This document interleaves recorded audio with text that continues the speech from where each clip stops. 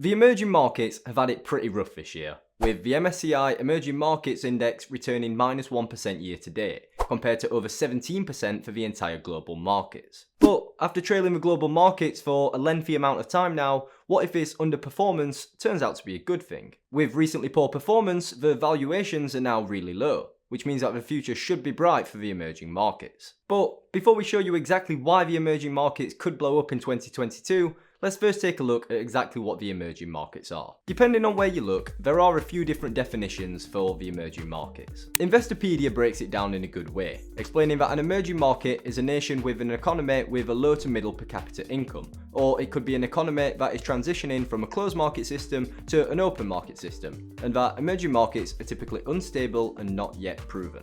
Different people have different definitions, and of course, a lot of the measures can be pretty subjective. I mean, how do you define or quantify the stability of a government or an economy?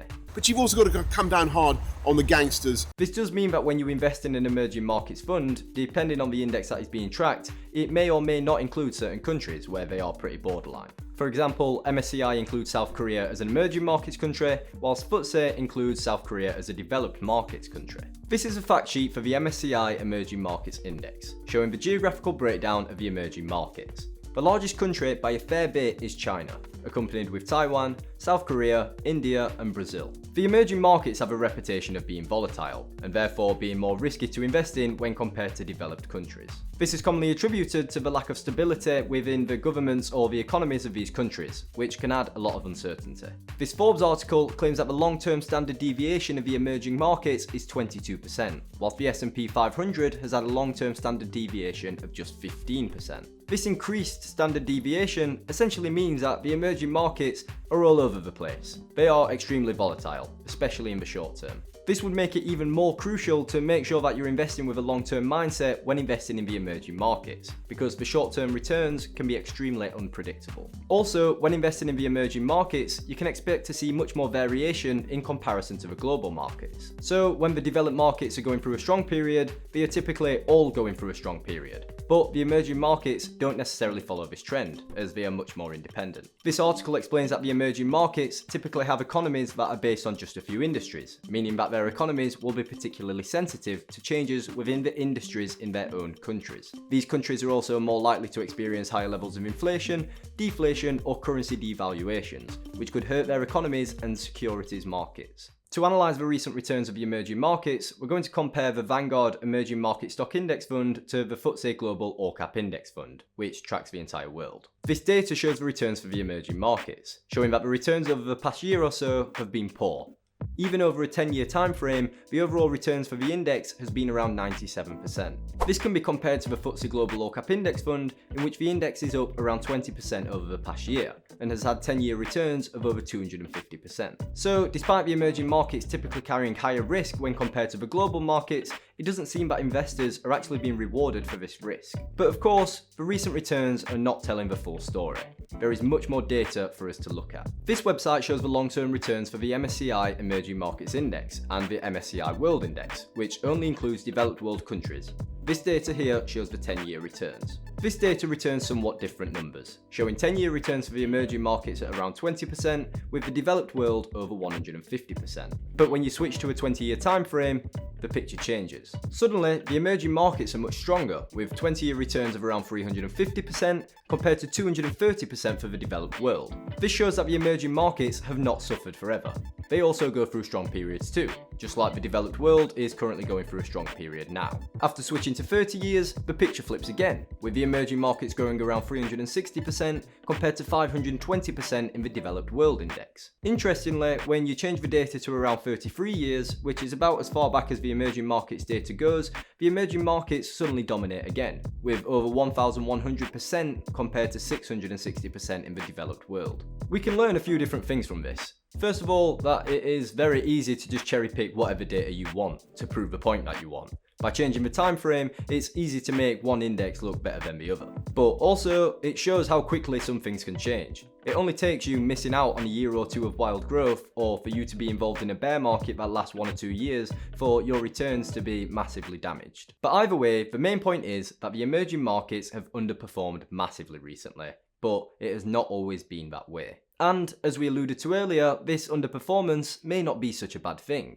as the valuations for the emerging markets are currently so low. This data shows the trailing 12-month PE ratios for the global, developed and emerging markets. You can see that the most recent data point, which was at the end of June, showed that the emerging markets had a PE ratio of just 19, compared to 27 in the developed markets. Unfortunately, I couldn't find any other more up-to-date data for the trailing PE ratios for these two markets, but you can probably bet that it's still somewhere along these lines, as the developed markets have had a strong second half of the year, whilst the emerging markets have still continued to have poor returns. A low PE ratio now suggests that the emerging markets are cheap to buy, and this means that the future expected returns are going to be higher. When investing in the developed markets, you're currently paying a high price for those assets, so even if they do well in the future, you actually need them to do really well because of the high price that you paid in the first place. The emerging markets could actually get away with not having the strongest future earnings, because you're paying such a low price for them now, so the future stock returns could still be good. Of course, nothing is guaranteed in investing, and I don't want you to take this as financial advice,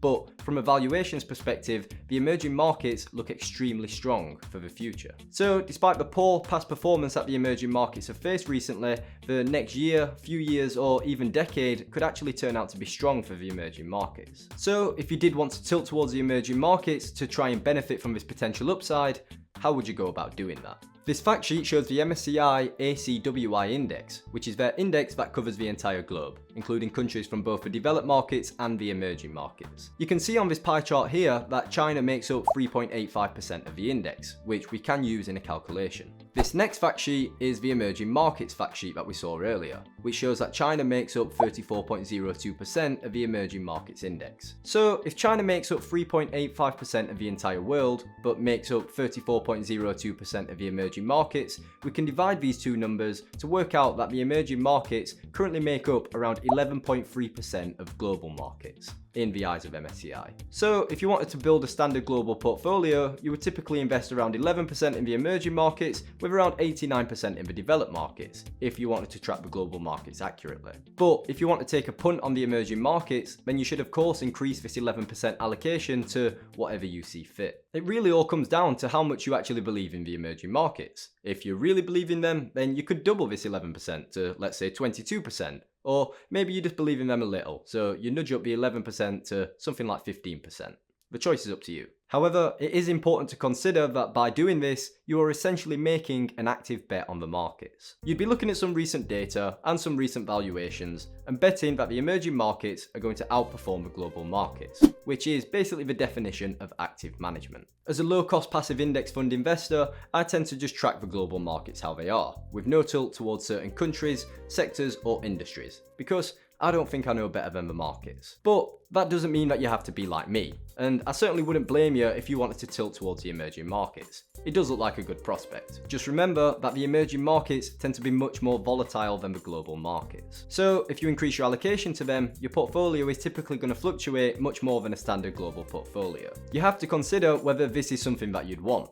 Would you be able to handle it, or would it make you feel uneasy? And remember, the emerging markets don't always necessarily move in the same direction as the global markets. So in some cases, your mate's global portfolio could be up 20% in the year, whilst an emerging markets portfolio could be in the red. But of course, it also goes both ways. This is part of a risk that you're taking on when investing in the emerging markets. Another aspect to think about is that the countries in the emerging markets certainly have potential, and they operate in sectors that are similar to that of typical global indices. In fact, China is expected to overtake the US as the largest economy in the world by 2028. Which has been accelerated due to COVID. Whilst this doesn't directly impact equity markets, it does show that the Eastern powers are slowly rising. The emerging markets are largely made up of Eastern countries, and the success of these Eastern countries will likely be reflected in the returns of an emerging markets index fund. Whilst the information about China becoming the largest economy in the world by 2028 will probably already be priced into the markets, you can still bet that the equity markets will shake a little when it actually happens. Could this be the end of the relentless rise of the US markets that have dominated over the past century?